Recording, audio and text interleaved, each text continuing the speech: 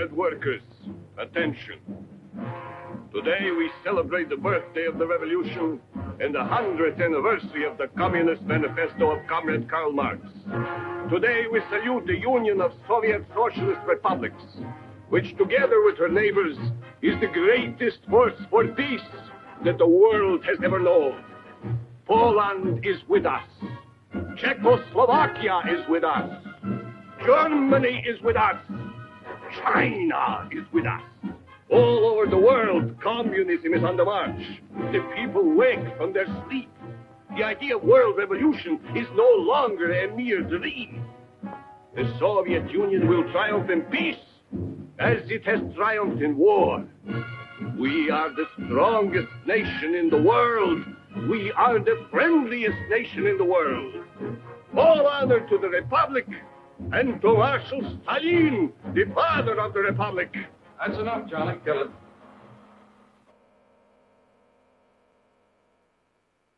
Well, that's the way the people in the Soviet Union see the world today. But then the Russian people aren't allowed to read books like As We See Russia, written by 25 members of our own club. We here in the Overseas Press Club are well informed on what's going on behind the Iron Curtain because many of our own members have found ways to outwit the communist censors. And now, thanks to our guest of honor, Tom Kelly, who has just come back from Hungary, there's a new chapter for the book. Treason in Budapest, 1949. Yes, I covered the so-called treason trial of Cardinal Mindszenty. The one behind the scenes. The one conducted by the crowd from the Kremlin. And that's where my chapter really begins, in Moscow. It's a nice sunny morning in November 1948. Everything is quiet at the Kremlin. I'm being transferred to Budapest by way of Paris. It's not so easy to get into Budapest these days, but I have a visa that's still good for Hungary. So I'm having my last bath in Moscow and enjoying it.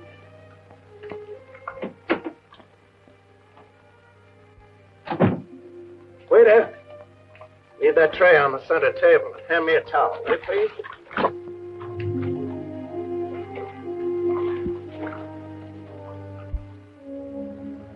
Well, thanks, pal. Service in this hotel is getting better all the time. Well, good morning. Mr. Paul Jenkins of the Toronto Star? No, Paul's my roommate. He's not here. You will come with us, Mr. Jenkins. Oh, look here. My name is Kelly. You can check it on my passport. Yes? And please get dressed at once. Okay, pal. Have it your way. I'll be right with you.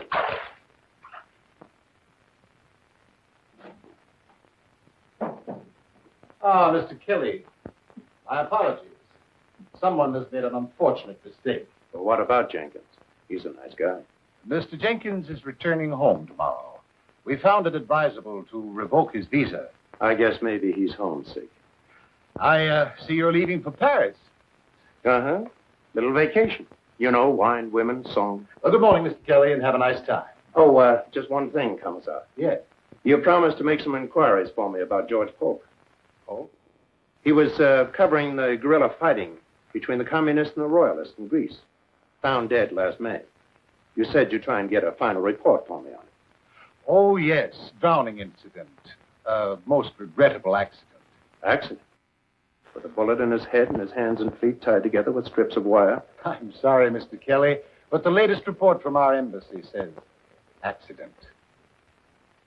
Thank you. Good morning, Commissar.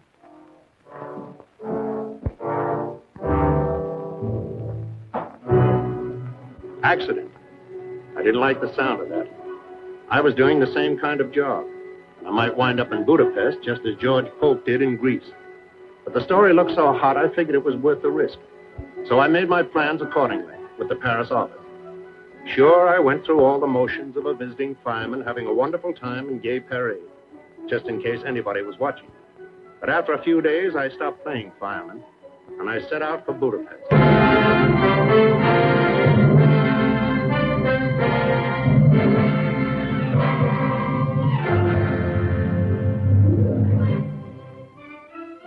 Budapest, where East meets West. And the Blue Danube is something more than a waltz by Johann Strauss. For a moment, it looked as if nothing had happened, as if everything were just the same as it had been when I was here 10 years ago. But everything wasn't the same. The war had left its mark on Budapest, too. The scars still showed in a lot of places.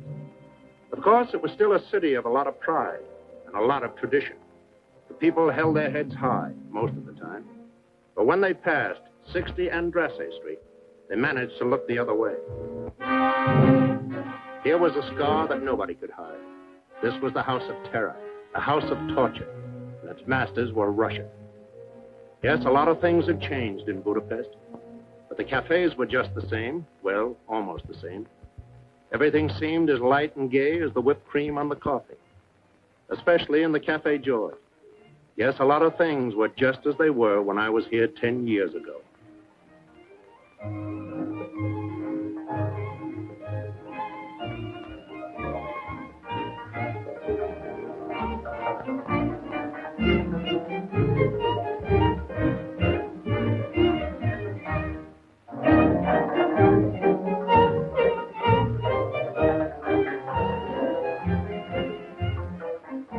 Hello, Thomas. Have some coffee. Same old Sandor, always in character. I've been away 10 years, and you act as if it's been 10 minutes. 10 minutes, 10 years. What's the difference? Just a few more ejection slips, that's all. Same old Janusz. Welcome, Mr. Kelly. And if I might make a suggestion, Doctor, I'd like to say that your second act is... You may not make a suggestion. If the doctor would only listen to me. Could be a first-rate playwright like Molnar, instead of a second-rate physician whom nobody wants around. Well, Mr. Kelly, for your dinner, goulash, of course. You always did like that goulash, yes? Well, confidentially, I flew over from Paris just to get the recipe for the goulash. Ah, yes. You always did want that recipe. Well, who knows? Perhaps this time can be arranged. Tell me something, Sandor. Is it just my imagination, or are all the Russians sitting on one side of the room and just the Hungarians on the other? Yes, my friend, that's the way it is in Budapest today. I see. And just where do you sit? Dr. Deshti is the man in the middle. I simply believe in the art of survival. Janos, are you going to make a report of this to the secret police? No, Dr. Deshti. I would be careful about Janos. I don't think he can be trusted. Is there anyone in Budapest today who can be trusted? No one, except me. You ought to be ashamed of yourself, Sander, wasting your time on trash like this. Even if you don't believe in anything anymore, you ought to do better by your characters. They don't stand for anything. It's just an empty play about empty people. I know it is a perfect reflection of me. Sit down, Stephanie. Kelly doesn't approve of me either. Miss Stephanie Vaughn and Mr. Thomas Kelly. How do you do? Hello. Kelly. We used to sing a song about a man named Kelly in France during the war. Has anybody here seen Kelly? Kelly with the green necktie. Well, I'm not the guy. But I do have a beautiful green tie. I'll wear it for you next time. What brings you to Budapest, Mr. Kelly? I want to find out how the Russians are taking over Budapest. Whatever they're doing, they're being quite legal about it. A couple of years ago, the communists polled only 21% of the vote. Now they're the major party. Control the government, the newspapers, and the schools. How come? The 21% was the last free election. Some changes were inevitable, and not all of them are bad. Some people said the same thing under Hitler. Speaking of Adolf, isn't that a Nazi song they're singing? Yes. We still have a few left. We'll fight forevermore, for we know we are the only coming one. If you must play German music, let it at least be German. Let Nazi music stay dead with the Nazis.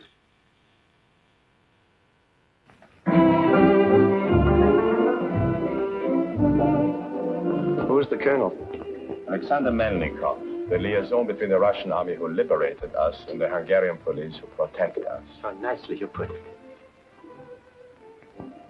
You see, of course, that Melnikov is in love with Budapest, but a Russian in love with Budapest Is still a Russian. Forgive me, Mr. Kelly. I only dropped in to return Sanders' play. I shall hope to see you again while you are here. Good evening, Sander. What a lovely brush off. Now, let's see. Where were we politically? Oh, yes. I was just going to ask her, what about the church? But does Cardinal Mindszenty have a chance? This name is not to be thrown around in public. Will you excuse me, please? I have an urgent appointment in the bar.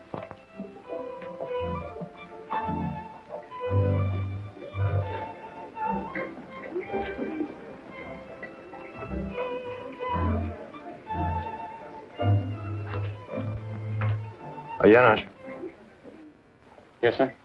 this headline says death to the traitor. That isn't the way everybody feels, is it? I wouldn't know about that, sir. I never mix up in politics. You might ask Miss Warner sometime. She's a music teacher at one of his schools. So they say. Well, that's not only a good suggestion, but it's a good excuse to see her again. Yeah, perhaps. Does one compete with the Russian colonel?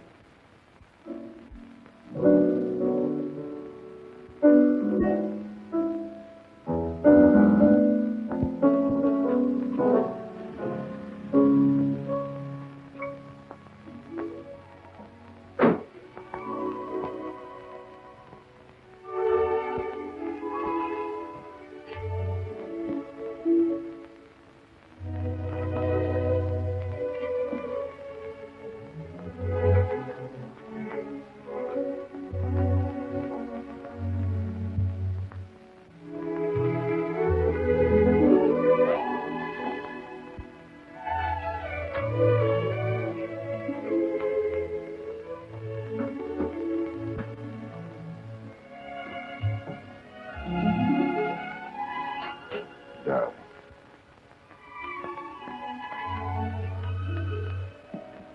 3 whole days. And every one a year. You don't look a minute older. How long must we go on this way? Hiding in the dark. Afraid to be seen together in public. Not how much longer, darling. Everything will work out in time. I have it on excellent authority. In a little while, no one in the Kremlin will care if a Russian officer marries an Hungarian music teacher. And I'm sure if he saw you, Stalin himself would insist upon kissing the bride. Darling, you're wonderful. Who is it, please? Kelly with the green necktie. An American newspaper man. Let him in.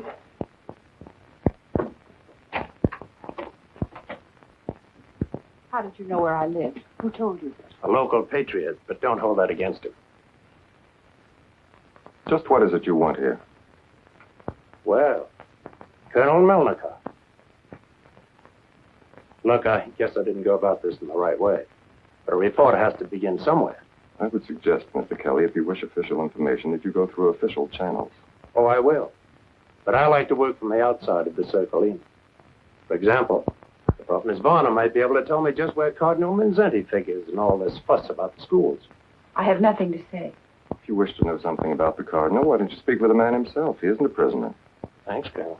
That's a very good idea. Well, good night, Miss Bonner. Colonel Melnikov. And thanks. Oh, I seem to be out of matches. There are some on the piano. Thanks.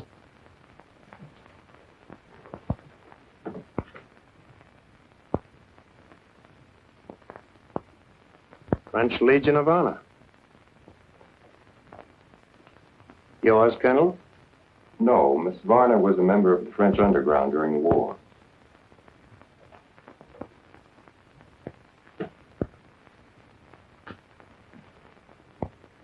One moment, Mr. Kelly. To me, this matter seems to be purely a domestic issue. Why should it concern you and your American newspapers? Or are you a Catholic? No, I'm north about it. But don't you remember, Colonel, the Allies signed a peace treaty with Hungary at the end of the war? Russia was one of the Allies. Well, that treaty guarantees a lot of things, including a little item called personal liberty. And believe me, Colonel, these are days when liberty is everybody's business. Well, so long. I'll be seeing you.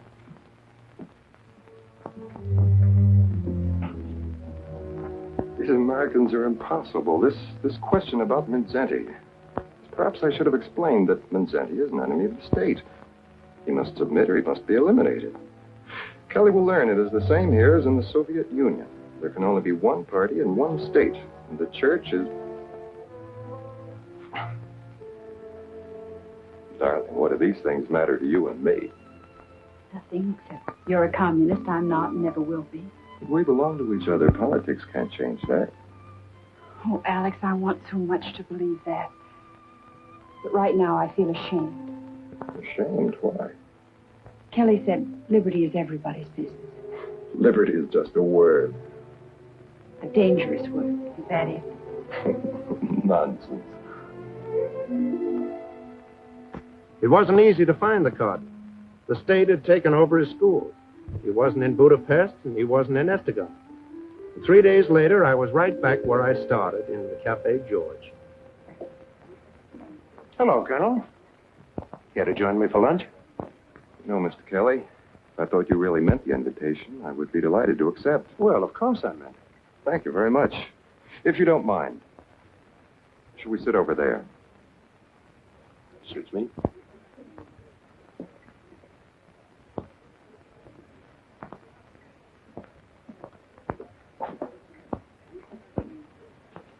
You will please understand, I have no prejudice against Americans. Oh, that's all right. I have no prejudice against Russians. In many respects, we are so much alike. Uh-huh. And so different, too. Tell me, how did you make out with your cardinal?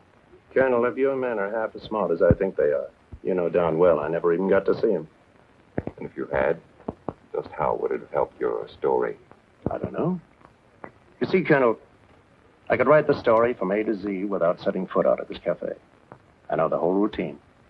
I've watched it in Russia, Poland, Czechoslovakia. But up until now, I always came in on the last act of the show. This time, for once in my life, I'm in on the beginning. I want to see how you're doing. Make the fix.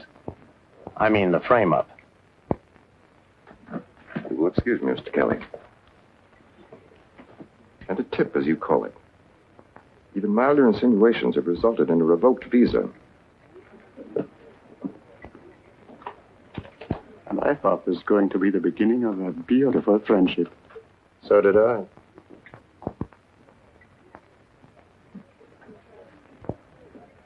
What will it be today? Omelette, souffle? Who surprised me? Anything but beef stroganoff. All right. And, please serve it over there.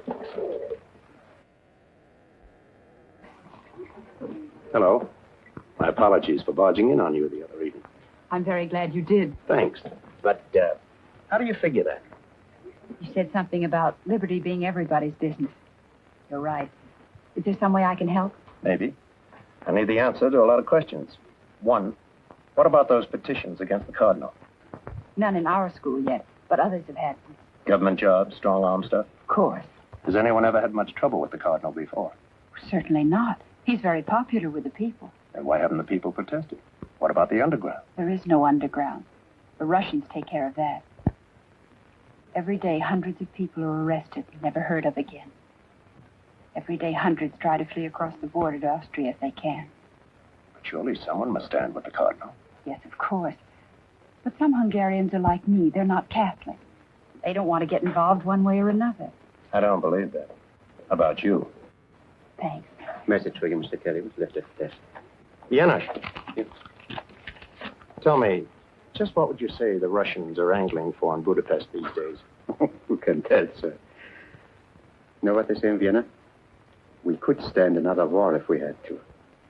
Heaven save us from another liberation.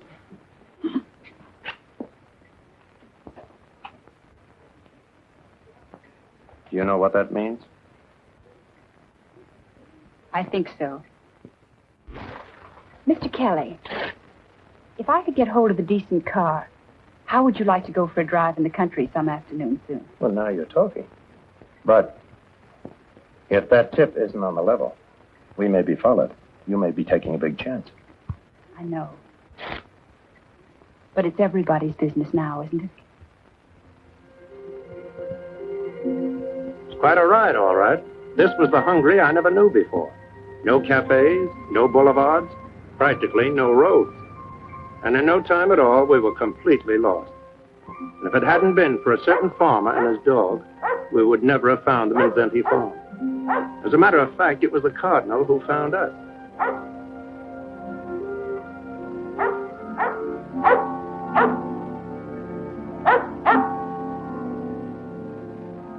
first, I didn't recognize him.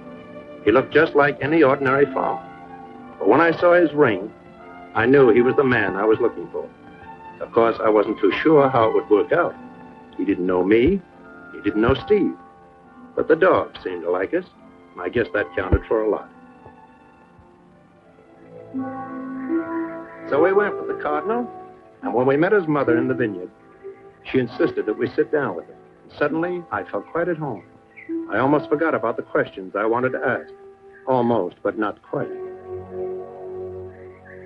Your Eminence, are you dressed like this because you're in exile? No.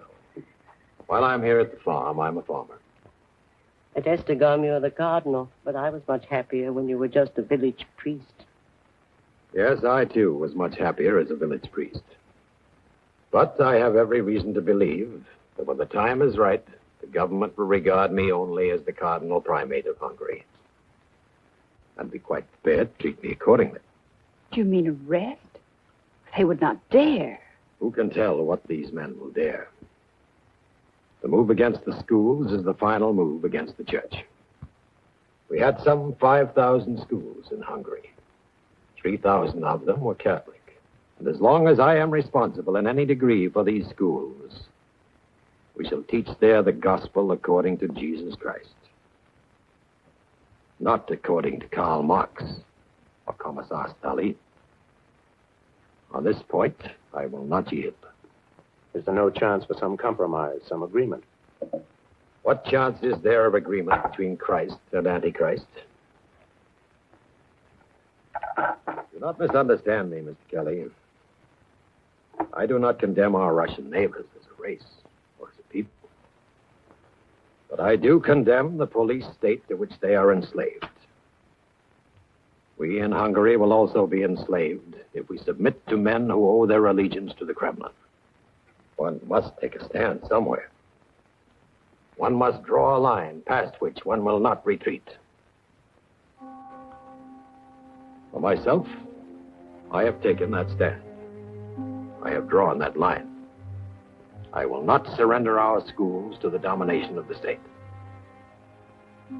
You don't have a chance here. Isn't there some way you could get out of the country and lead this fight from exile? I will not run away. Now good men are needed here.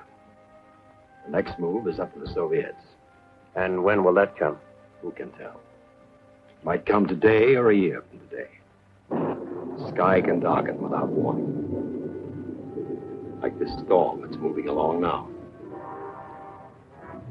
It is nothing. It will pass. Yes, perhaps it will pass. Its shadow will still be upon us. When the real storm breaks, Mr. Kelly, the enemy will not appear among us as an enemy. No. He will appear as one who wishes to save us from disaster. He will have the hero's part. I will be the villain of the piece. It is always that way. That which is evil must be made to appear good. That which is good must be made to appear evil. So it was with Hitler when he moved into Poland. So it is now with Stalin when he moves into Hungary. How do you feel about all this? I'm not worried for my son. I'm worried for Hungary. To me, sometimes when a storm is in the making, it's a relief to say, let it come. Let it come fast. Hard.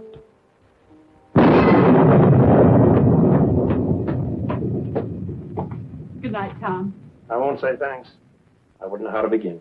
Don't. The Cardinal has made me feel like a Hungarian again. Good night.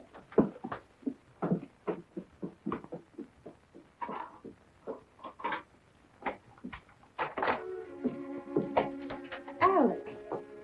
Why are you so late? Where have you been? Really, Alex? Is this an official visit? Am I under arrest, perhaps? Certainly not. Then I don't think I shall tell you. Please, it's important.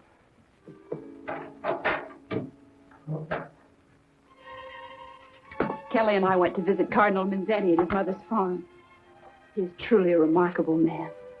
I do not understand. Why should you do such a thing? Why should you want to? You wouldn't understand him. I told you. Have you any idea whether you were followed? I don't think so. Well, that is fortunate. But you must promise me something. Promise me you will never try to see this Mindszenty again. Why? Only this morning, his secretary, Father Zakar, was arrested at Estegum and taken into custody. On what charge? On whose complaint? What difference does that make? If he's been arrested, he's certain to be convicted. Darling, Mindszenty's a traitor, and so are all those who stand with him. I'm afraid for you. Your life is my life. Now, give me your promise. I will not promise. I am a Hungarian, and I can go where I please in my own country. Yes, you are a Hungarian. But you may not go where you please anymore. You're mistaken, Alex. Darling, please face the realities of life. Your country is free in name only. Actually, it is a province of the Soviet Union. I will never admit that. Stephanie, this is no time for sentiment. I know. This is the time to face the realities of life.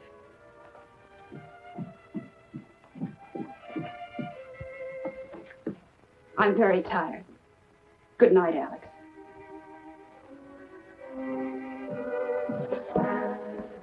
Good night.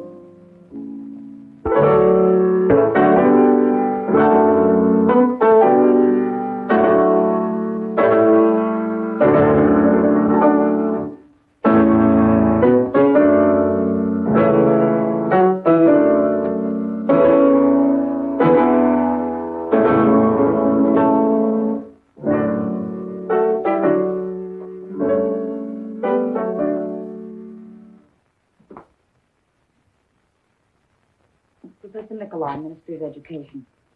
Miss Varner, this music which you are playing, it is not on the approved list of the Poet Bureau. But it is one of our oldest songs. I learned it when I was a child in school. You will play it no more. I have here a petition in the matter of Josef Mindszenty. You will sign first, the class will sign after you. A petition? What kind of petition? A petition demanding the arrest of Mindszenty as a traitor to the state. But the Cardinal is not a traitor. To us, he is a hero. Silence. Do you want to be known as traitors, too? I will give you one more chance. Those who wish to sign may still do so, and I shall be glad to regard them as having volunteered their cooperation. Now, Miss Varner, you will sign first, then your class. No, I will not sign. Don't any of you sign. This woman is a Russian. And why should the Russians tell us what we must do? Oh, I know we are grateful to them for many things. But the war is over now, and they ought to go home. They'll never go home unless we make a firm stand somewhere. All of us. We must draw a line past which there is no retreat. And for me, this petition is that line. I will not sign. I will not ask anyone else to sign. The class is ordered to remain here until I return. Miss Varner, you will come with me.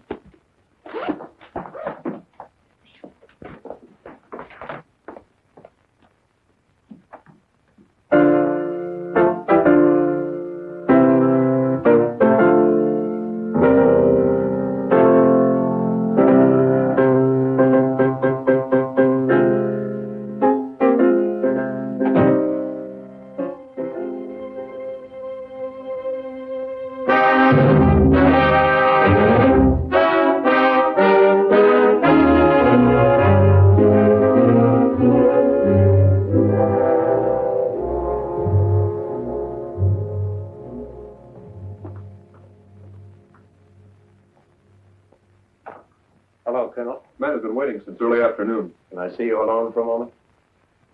Very well.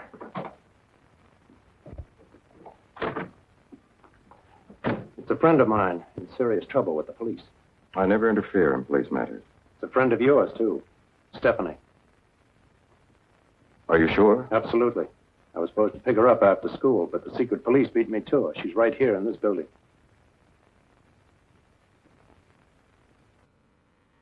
Yes, sir. Never mind. Aren't you going to do anything about it? There's nothing I can do. It is not my department. She will be questioned, that is all. NKVD questioning?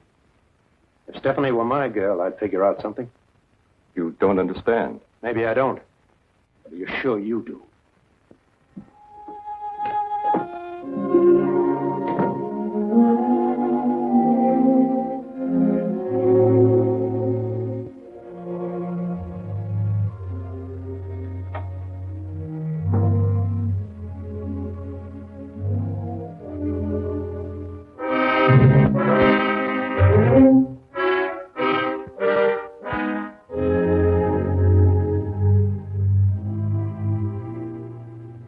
Anna, you'll come with me.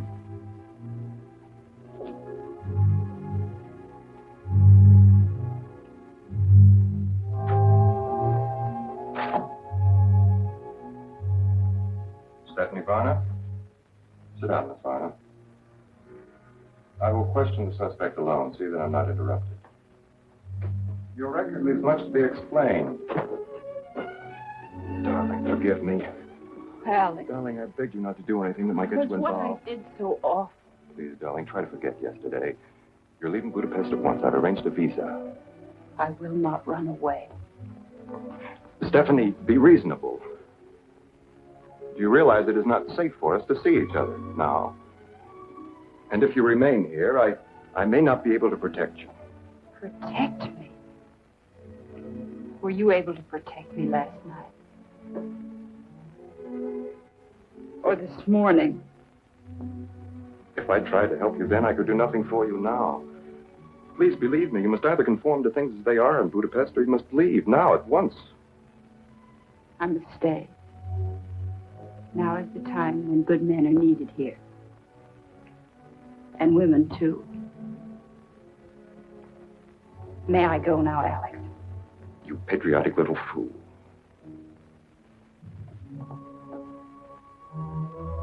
I will see you as soon as it is practical. I'm sure you will. These days, you Russians are highly practiced.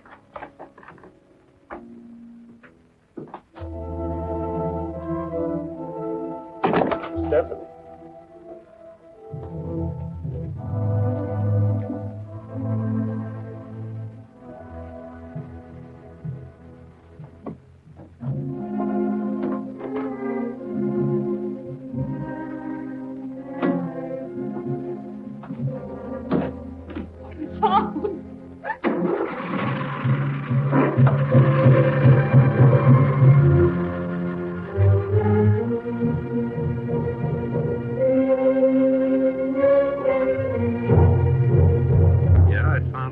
The Iron Curtain.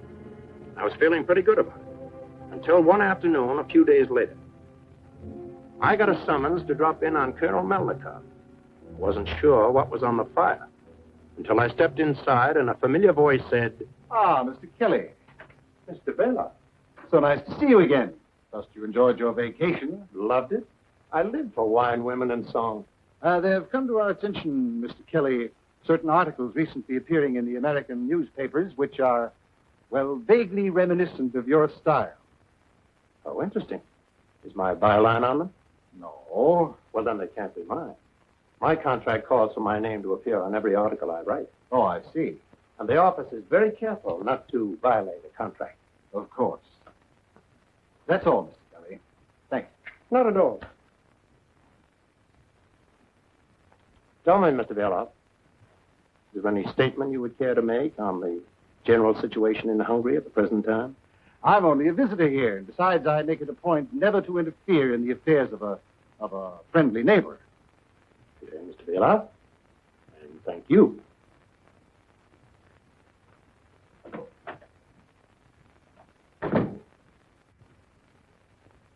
Shall I cancel this visa, Comrade Commissar? No. But I would urge the utmost alertness by your staff in all matters affecting public security. Now, Colonel, please arrange the conference with Comrade Rakosi, Vice Premier of the Hungarian government. Colonel Timmer, head of the regular police. Gabriel Peter, head of the secret police. I need hardly remind you, gentlemen, that the Politburo in Moscow is not interested in explanations. It deals only with results. And the results in the case of Josef Mindszenty have been negligible. Someone has failed miserably. Comrade Rakosi, as Vice Premier of the Hungarian government, for all practical purposes, you are Hungary. How do you analyze the situation? What else could we do? We took over the schools, but most of the teachers in their hearts are still loyal to Mindszenty. We have given him every opportunity to escape, to leave the country. He refuses to leave. I assure you, Comrade Commissar, you will not find it easy to intimidate this man. How distressing. You do not understand, Comrade Commissar. Cardinal is still very popular with the people, in spite of our attacks upon him in the newspapers. Perhaps, comrade, you will remember. He was a leader in the anti-Nazi resistance. And at heart, he is a peasant of the peasants. He opposed our program for land redistribution, yes, but only because it didn't give a nut to every farmer. If we proceed against him now without some real evidence, it might prove to be disastrous. If we do not proceed against him now, Comrade Colonel, it will also prove to be disastrous. Let us be realistic, gentlemen. You say that this cardinal is now under house arrest in the cathedral at Esteban.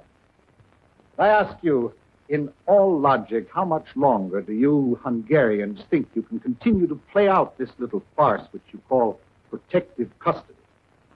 Either the man is under arrest or he's not under arrest. Each day that he remains at liberty, the prestige of your government suffers. The prestige of the Soviet Union suffers. Now, I admit this situation is not one of our seeking. No one asked for a final showdown with the church at this time. Once the issue is joined, there can be no retreat. There can be no surrender on our part. This religion, like all religions, remains the inevitable enemy of the Soviet state and is treated as such.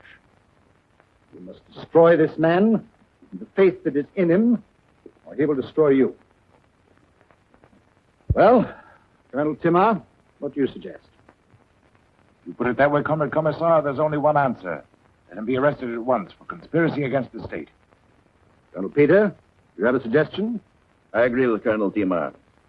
Let him be tried by a people's court. And hanged for a traitor. The sooner the better. Excellent suggestion, comrade. But is it enough? It will not serve our purpose to destroy the man and create a hero.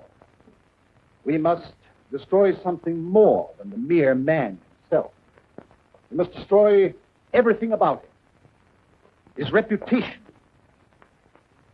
Suppose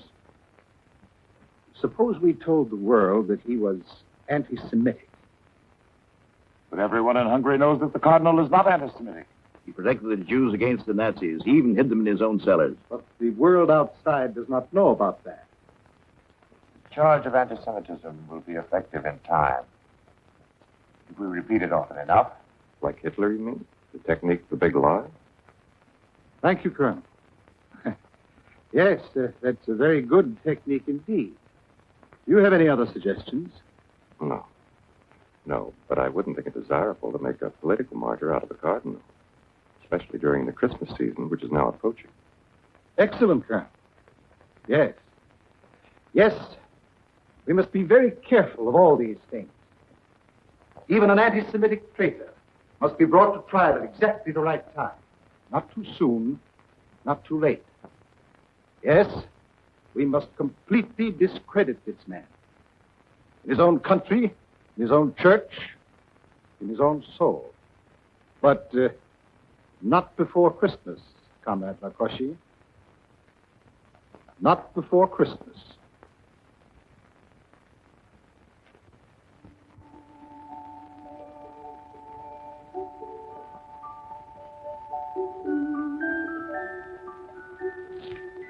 With best wishes from our chef for a very Merry Christmas Eve.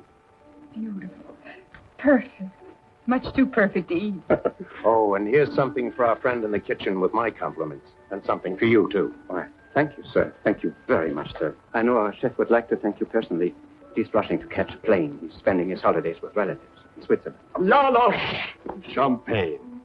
This is a great day for me. I have been sued for plagiarism. Isn't it wonderful? Plagiarism? Why, that's serious. That's literary larceny. Oh, my dear boy.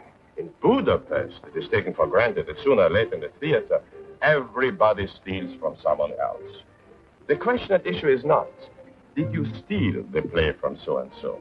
The question is one of good taste. Was the play of so-and-so worth stealing? Did the defendant distinguish between a brilliant playwright and a dull one? I might not write the best plays in the world as yet, but I only remember the best.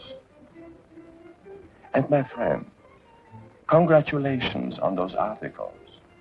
Articles? What articles? The unsigned ones, which have been appearing in American newspapers. Quite daring, quite indiscreet. One wonders how you got the recipe for getting them out of Hungary. To Miss Warner? No. If we are to drink a toast, let us drink to freedom. What kind of odds are they quoting around here on freedom these days? Not half enough, old boy.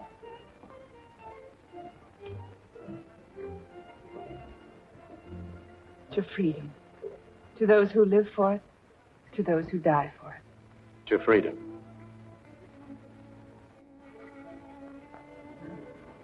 Well, will you excuse me for a moment? I see one of my lawyers is at the bar, and if I play my cards right, who knows?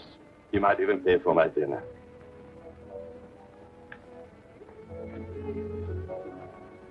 What's the matter, Steve? Nothing. Have you seen him since, No. And I don't want to.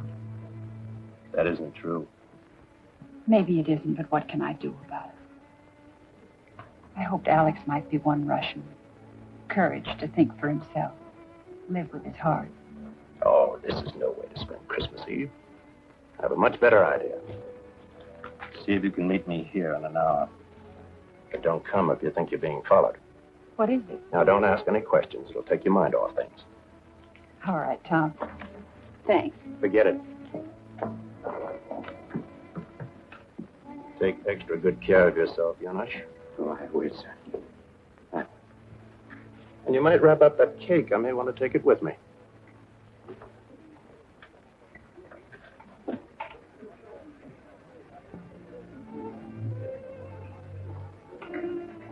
Good evening, Colonel.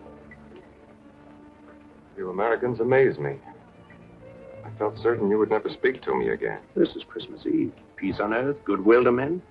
Even during a war, there's sort of an armistice tonight and tomorrow. I was never brought up to believe in Christmas. In my country, the party... So let's forget politics for one night.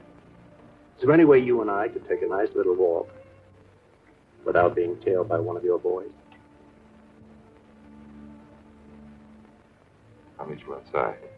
We can talk in my car. Okay. You don't want to walk? We'll ride.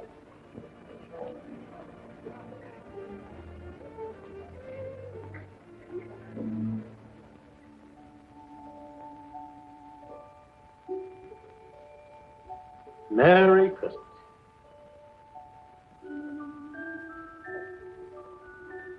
What a beautiful cake. Like a wonderful toy that remembers a child. The kind of toy that always belonged to someone else. I thought you were trying to forget. Sometimes it's better to forget. Tonight I remember too well. When the Nazis took Kharkov, I lost everything that I held dear. My mother, my father, my brothers died in the street fighting. My sister and her 2 children were kidnapped and exterminated in the Hitler gas wagon. The world forgets these things. Because as a rule, it's better to forget horror than to remember it. But I do not forget. Funny, isn't it? We both fought to turn the Nazis back. So did I. We won that battle together. But now we have to go underground.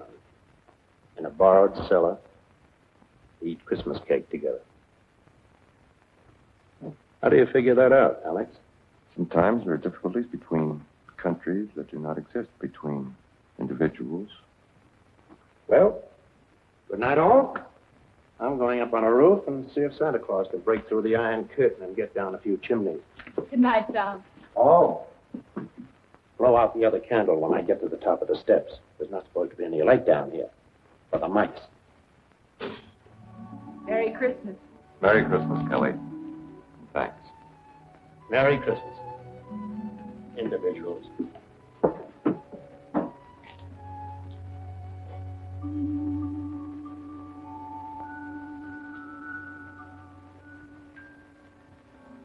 Next morning, Stephanie and I went to Esztergom for Christmas, and a wonderful Christmas it was. We got there in time for High Mass. For a moment, you could almost forget what was coming up, but only for a moment. When I took a look at the guards, I knew they hadn't come to pray. I knew this was the end of the road, and so did the Cardinal and everyone else in that church. And so, my dear good people, the days of the Caesars are always with us. The innocent are massacred. The brave are compelled to go into exile, like the Holy Family itself on its flight into Egypt. Yet the word of God abides in the hearts of men. Nothing can destroy that. For it is the only reality that transcends all other reality. Today, Christ is born again for our redemption. And so we too are born again. And so on this, the birthday of all mankind, let us stand firm in that faith which makes us free men. Free before God. Free before Caesar. Let me affirm once more, I love my country as I love my church. If I resist the Russian authorities who are among us, I resist them for the same reason that I resisted the Nazis who once held us in bondage also. I am against tyranny in all forms and under all labels. Some of you, I know, have been asked to testify against me, to sign petitions against me. I forgive you freely, for I know the pressures to which I too will be subjected. Time is drawing near when I shall be taken from you. And so I say to you, as to my fellow bishops, be of good heart, engage in no demonstrations. Pray for me as I shall pray for you. And remember, please, now and as always, I pray for a world of charity, a world of justice. I pray for my accusers, as I pray for you, my own people. Today, on his birthday, may God be with you, and all the days of your lives.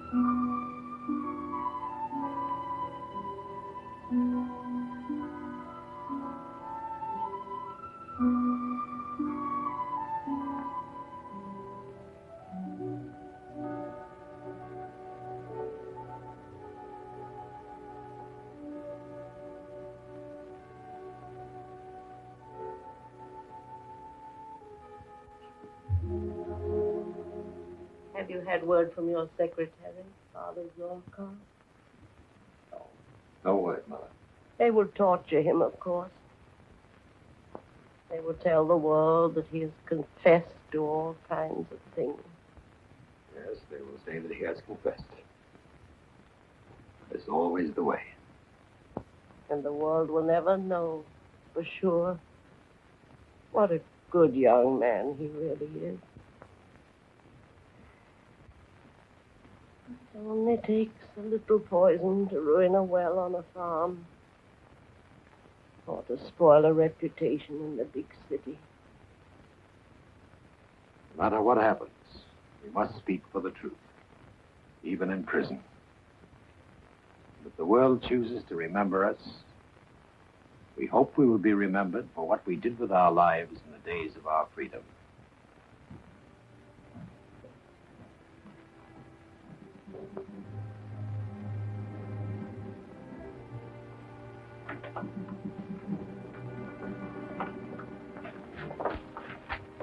It's my duty to announce that you're under arrest.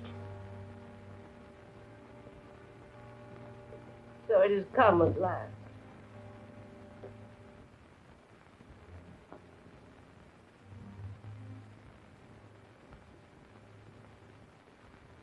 Well, Major, what are your instructions? You're to come with us at once, but you're to change to street clothes. Street clothes? Yes, this is not a religious procession. There must be no public demonstration. My son. Now, Mother, what is there to fear? All these years I've given my life to God. If they choose to take it now, they will only discover that it is already spoken for.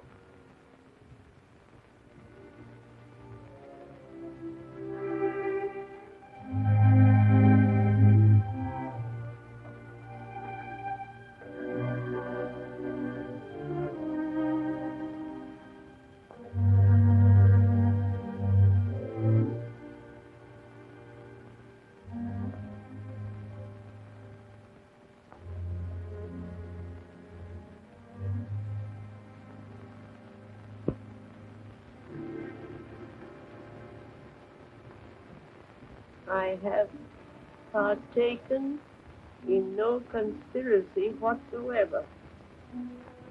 I shall not make any confession.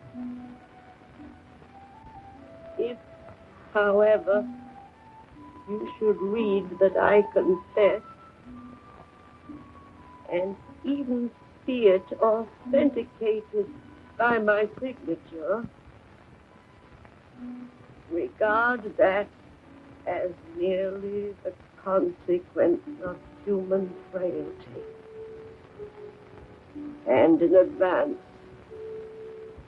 I declare such acts null and void.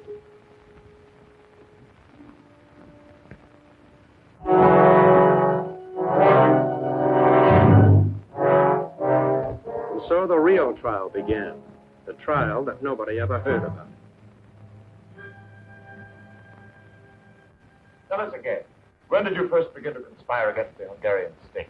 I have not conspired against the Hungarian state. You have refused to cooperate with the government, have you not? I have refused to cooperate with those who have taken over the government. Ah, then you admit that you are guilty of treason. I deny that I am guilty of treason. I say it is the present government that is guilty of treason. Can the government be guilty of treason? This is not the true government of Hungary. This is a Russian government, appointed to office by Russian commissars, kept in office by the power of the Russian army. Answer the question. Can the government be guilty of treason? Yes, the government can be guilty of treason. Treason to God, treason to Hungary, treason to humanity. You've always been against the government, is it not so? I've always been against tyranny wherever I found it. How many times have you been confined to jail? 3. First in 1919. As a young priest, I opposed the administration of the dictator Bela Kuhn. You will refrain from referring to the name of Bela Kuhn, the Trotskyite. 1944, as a bishop, I spoke out against the cruelties of the Nazi occupation. I found myself again confined to prison. Today, as a cardinal, I find myself in prison once more. Only this time. What is your real name, the name you were born with? My family name is Penn. A German name, is it not? Yes. The name is of German origin. When did you change your name to Mindszenty? When the Nazis first occupied Hungary. Why? Why did you change your name? Were you ashamed of it? No. It's a German name. I wanted no favors at the hands of the Nazis. So I took a Hungarian name. I took the name of the village in which I was born. Mindszenty. Why are you against the Jews? I am not against the Jews. I have suffered with them. I have worked with them. I regard them as my brothers. You are working for the return of the monarchy in Hungary, are you not? I am not working for the return of the monarchy in Hungary. Why did you speculate in the black market with American money? I did not speculate on the black market. I bought clothing and food for the poor, with the specific approval of the government. You're working with the Pope to bring the whole world to war with Russia, are you not? That is not true. The Pope prays for peace. He works for peace. But you have an allegiance to the Pope, is it not so? Yes. Matter spiritual, I have an allegiance to the Pope. As between your allegiance to the Pope and your allegiance to Hungary, which would you say is the greater? I do not have to choose between my God and my country. I find it quite simple. To love the one without betraying the other.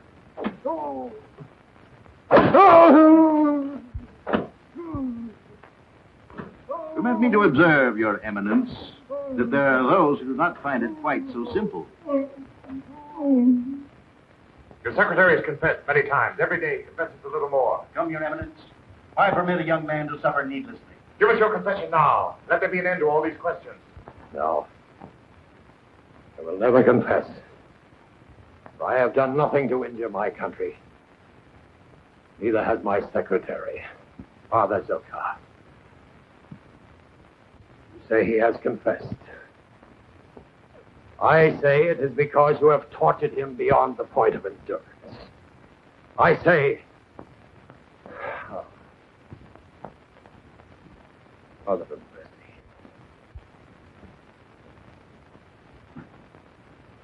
Have mercy on us all. You see, Comrade Commissar, it is not so easy. We've had the Cardinal on his feet ever since he was arrested. Secretary will confess to anything. Cardinal will confess to nothing. Then we must find those whose testimony will support that of the secretary.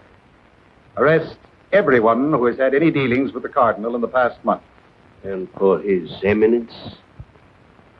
For His Eminence, I think we need special medical attention. Very special. I just don't believe it. They say here that the Cardinal has confessed to the crime of treason against the state. What do you expect, my dear? Our Russian friends are very efficient in these matters. You said it. If they arrest a man, he either confesses or is never heard of again. That'll be all, I think. Oh, by the way, where's Janusz? Janusz is not working tonight, sir. That's strange. Wasn't here last night either. Tell me, Thomas, why do you Americans make so much trouble for yourself? Why do you not accept life as it is? If a certain matter is fait accompli, then it is fait accompli. Is it accompli? Where do we go from here?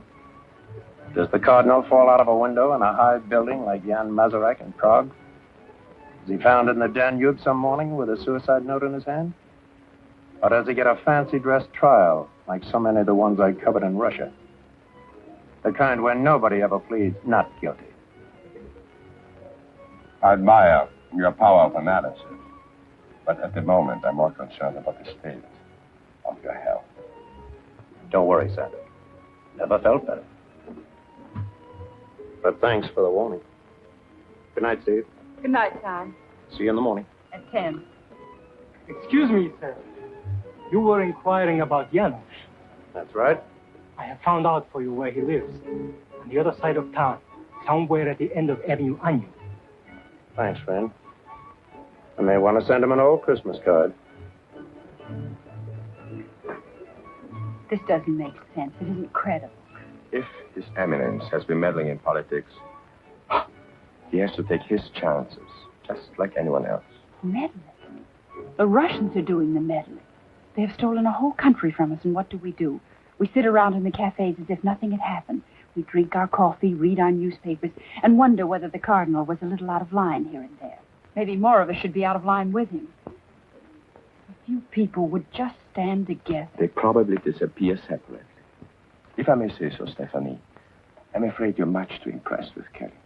And your acceptance of even temporary employment as secretary is most indiscreet. Kelly is a very courageous man. Perhaps so. But he's a very bad reporter. The first duty of a good reporter is to survive long enough to tell the whole story. And I doubt that Kelly will. Are you trying to tell me something, Sander? I only know what I overheard. Certain steps have been taken, even though unofficial. When? How do I know? If I were Kelly, I wouldn't want to be alone, especially not tonight.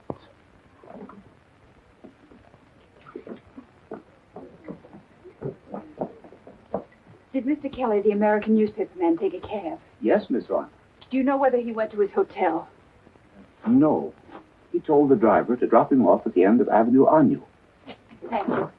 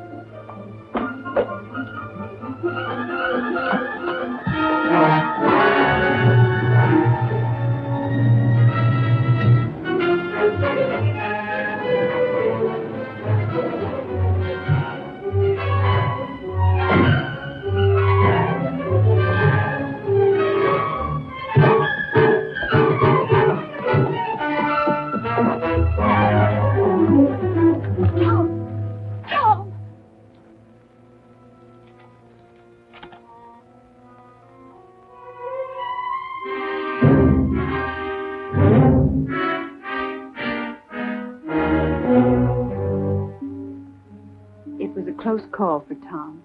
No one knew whether he would pull through or not. But the doctors were trying to put him together again, as best they could.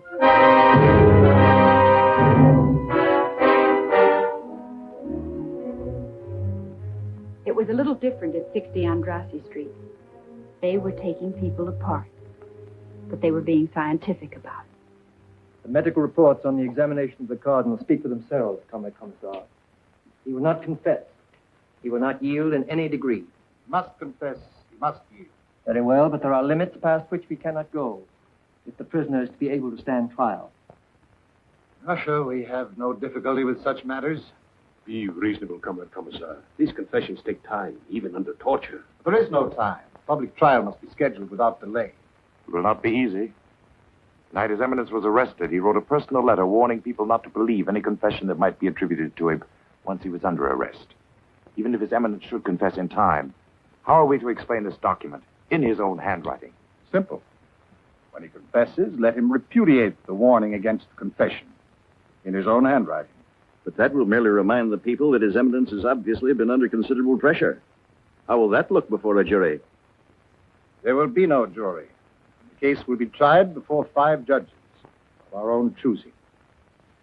Tell me, Doctor, are you quite sure you've tried every inducement with the Cardinal? Every type of treatment has been considered, Comrade Commissar. But since it is desired to present the prisoner in court in the near future, we have found it advisable to concentrate on psychological rather than on physical pressures. We have therefore alternated periods of sympathy and understanding with periods of denunciation and disapproval. The prisoner has not been allowed to sleep for more than an hour at any one time. His cell is completely illuminated day and night.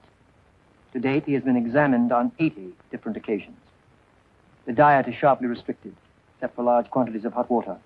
The result has been moods of extreme elation, followed by moods of extreme depression.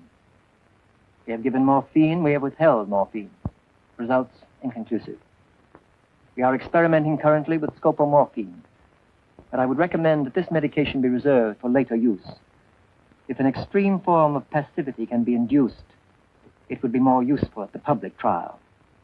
Oh, yes, one final note. No visitors. All communication with the outside world is denied to the prisoner.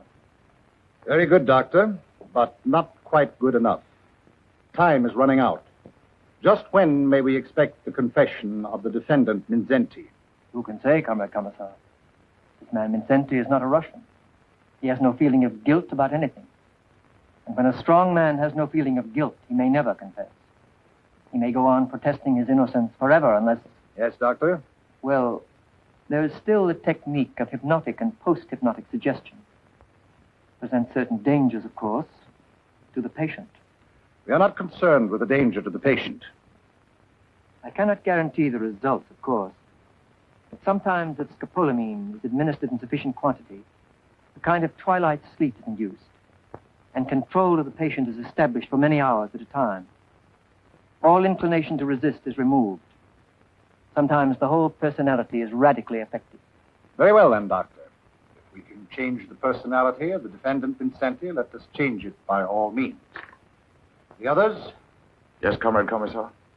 One need not be too subtle with the others. Say it after me. Yes, I confess. Yes, I confess. Yes, I confess.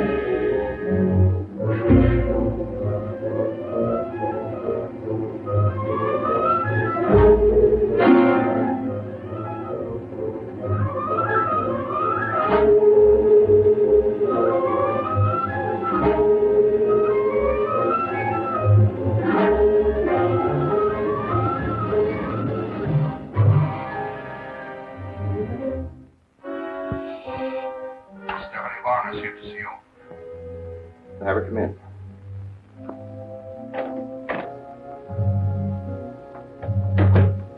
Hello, Alex. Stephanie, it's not good for you to be seen here. Do you know of a safer place? See that I'm not disturbed. For your private files. Heil Hitler, Heil Stalin. Where did you get this? It must be some joke. It's no joke, Alex. This is the calling card of a new kind of street gang. They attacked Tom Kelly last night on a little side street. Why didn't Kelly come here himself? Because he's still unconscious in the hospital. What will you do with this Nazi gang? One street fight does not make a battle. There are no Nazis in Budapest anymore. Oh, yes, there are. They call themselves the Arrow Cross, and they're barbarians even if you take them over and call them communists. Stephanie, enough of this. Vilmos Olty, who's going to preside over the Cardinal's so-called trial. Olty is a leader in the Arrow Cross, worked for the Nazis all through the war.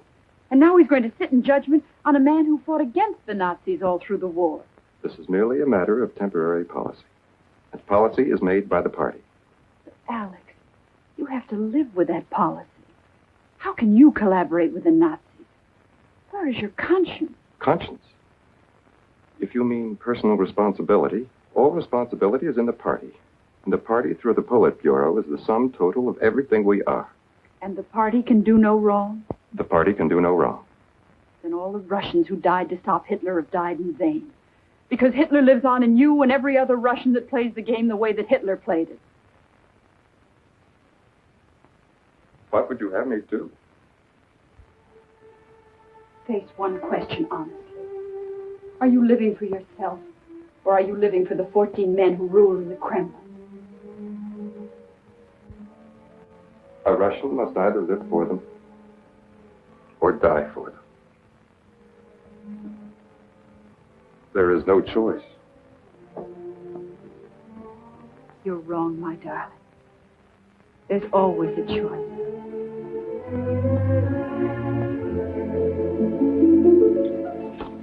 Oh, Alex. Somewhere in Russia there must be people who feel just as you do. Thousands of them, millions of them. Oh, I know there's no such thing as an underground in Russia, but maybe it's time someone started one. Maybe a person-to-person relay system that tells the people the truth about what's going on in Hungary and the rest of the world. Don't you see, darling? There's our choice. Oh, I know it wouldn't be a very long life, but it would be a wonderful one while it lasted. We'd have something to live for, and when the time came, we'd have something to die for, too. Do I intrude, Comrade Colonel? Not at all. I've just finished my questioning of the suspect. Lieutenant, you will take Miss Varn into custody at once. Remand her for further examination. Charges of espionage and treason. Well, congratulations, Colonel. Secret police have had this woman under surveillance for quite some time. There is no choice. Heil Hitler, Heil Stalin.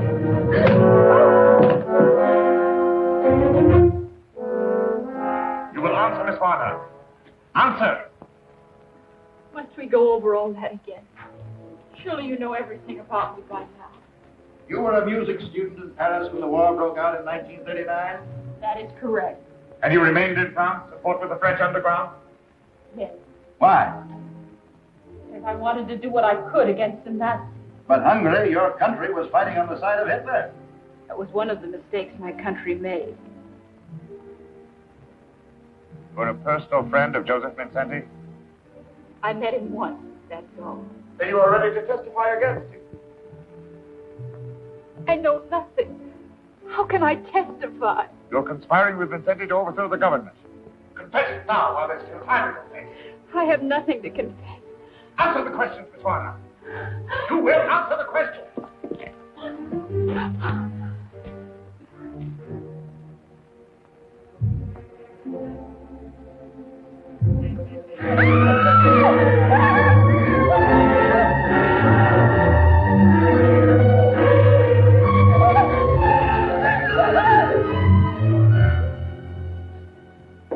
For the last time, Miss Warner, are you prepared to testify against Cardinal Mindszenty?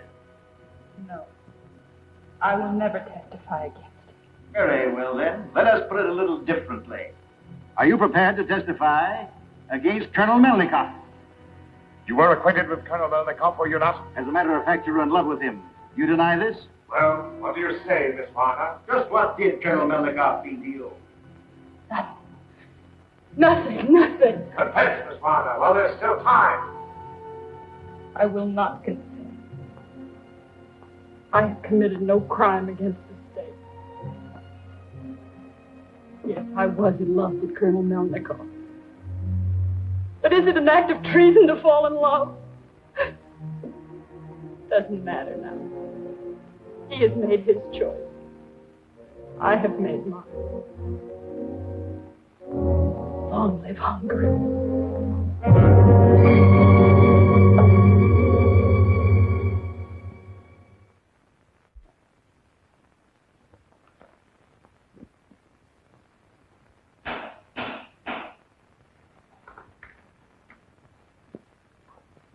The record will show that all of the 7 defendants are charged with conspiracy to commit treason against the state, and that all 7 have confessed. Father Nodge, Prince Esterhazy, Father Zakar, Laszlo Todt, Father Ishbanki, Professor Voronoi, and the chief conspirator, Josef Mindszenty. There remains for this court only the problem of determining the degree of guilt for each of the defendants. And for the defendant Mindszenty, the state prosecutor asks the penalty of death. In his own behalf, the defendant Mindszenty submits to the court the following statement.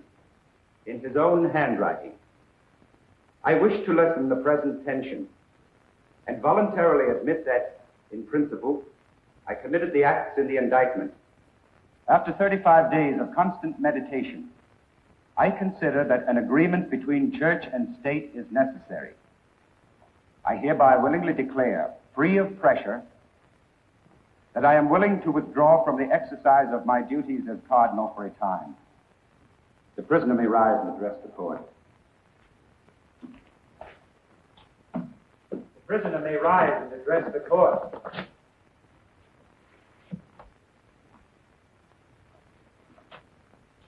Josef Mindszenty, you have heard the confession. Is it correct? Is it your statement? Yes, it's my statement. And in your handwriting? Yes. Handwriting is my own. Made willingly and without pressure.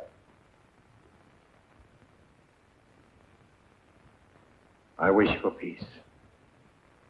Peace for my church. Peace for my country. Take the prisoner away. Sentence will be passed Tuesday.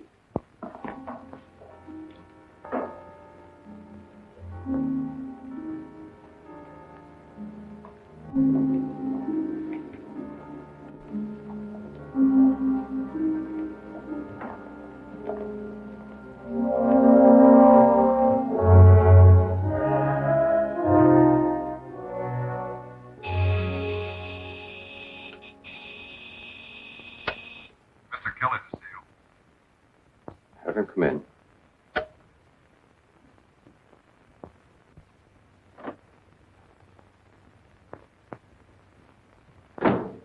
Where's Stephanie? I have no idea. Look, Alex, this is a girl you love. And she hasn't been seen since the afternoon she came here to see you. If you have not already made arrangements to leave Budapest, I would suggest that you do so at the first opportunity. I'm not leaving Budapest until I get the whole story of what's been going on here. The trial was well covered by the press. The trial was well covered by a select group of local correspondents who never had a chance to speak with the Cardinal. There were 2 American newspapermen present.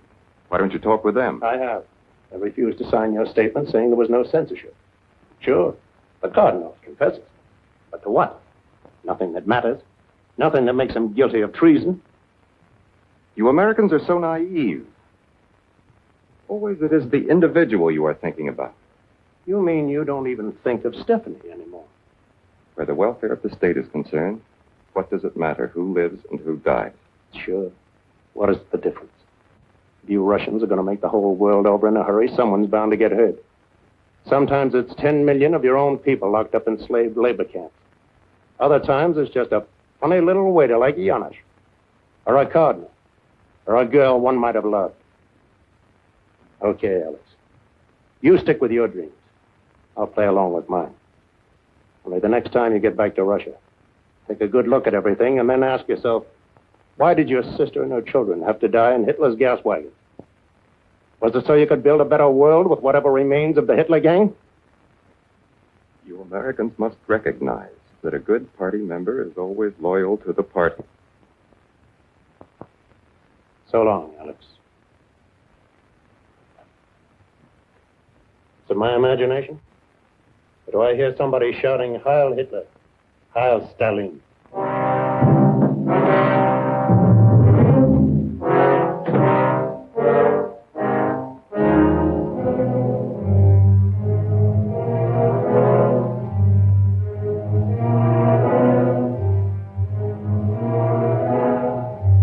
But when they got around to passing sentence on the Cardinal, Alex wasn't in court.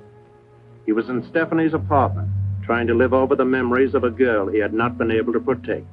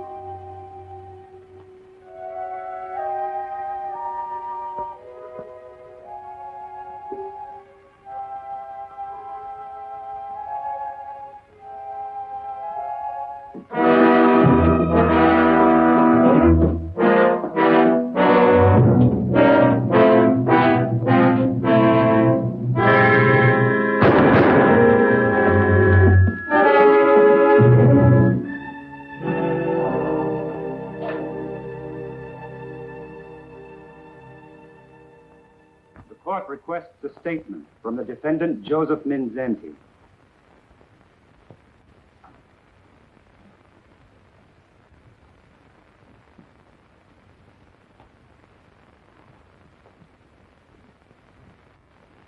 I have half a century on my shoulders. Half a century of definite education and principles. This education, these principles, are built into the life of a human being as railway rails are anchored into the earth. This explains a lot of things. For more than 40 days, I have been before the police and the court.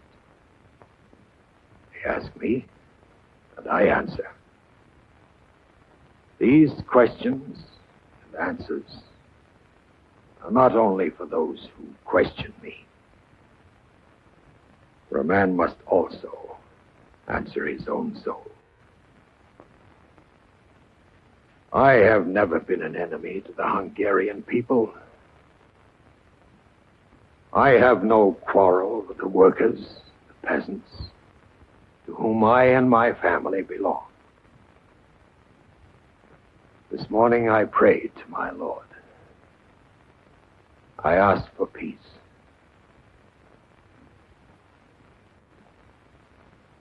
I have no quarrel with the Russian people, but I do condemn the police state to which they are enslaved.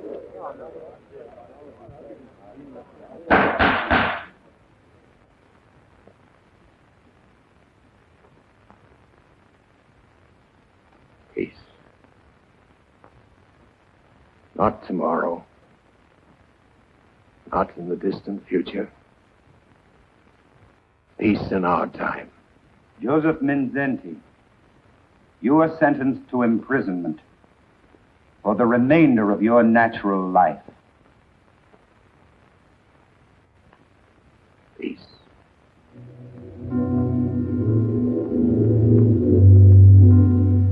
When the local correspondents finally caught up with Commissar Belov, no one was worried about Alex or the Cardinal.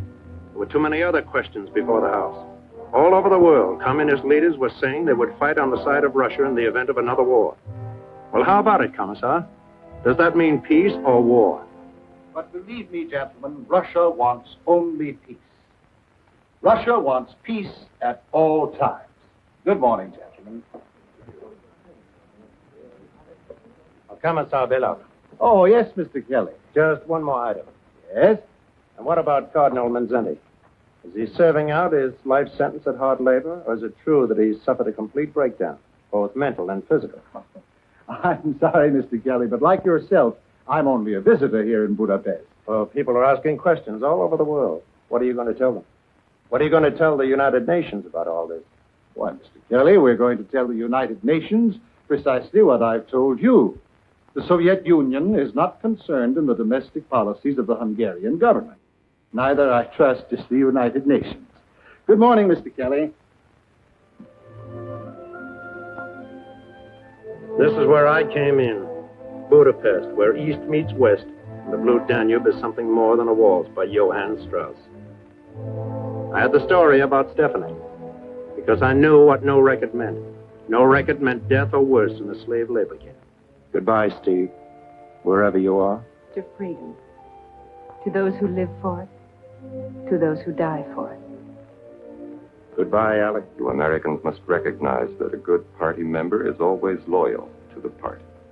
Goodbye, Your Eminence. Now and as always, I pray for a world of peace. A world of charity. A world of justice. Someday, if we could ever get through to the Russian people, things might be different. But right now, the only people who are getting through to anybody are the Soviets. But don't worry, we're blocking them in a lot of places. We turned them back in France and Italy with the Marshall Plan. We stopped them cold in Berlin with the airlift. Oh, I know they're still gambling on Germany, Austria, China, and India. But between you and me, I think they'd still settle for peace rather than war. But if you want peace with the Russian bear, take it from me. You can't let him walk all over. If he steps on you, you've got to yell. And keep on yelling about a lot of things. And one of them is a man named Mindszenty. Another is Lajos Horda, the Lutheran bishop, Budapest, who still hasn't been heard. Then there's the little matter of the 14 Protestant ministers who are still in jail in Bulgaria. You see, the way I look at it, we're living in a time when liberty is everybody's business. And either there's liberty for everyone, or there's no liberty at all.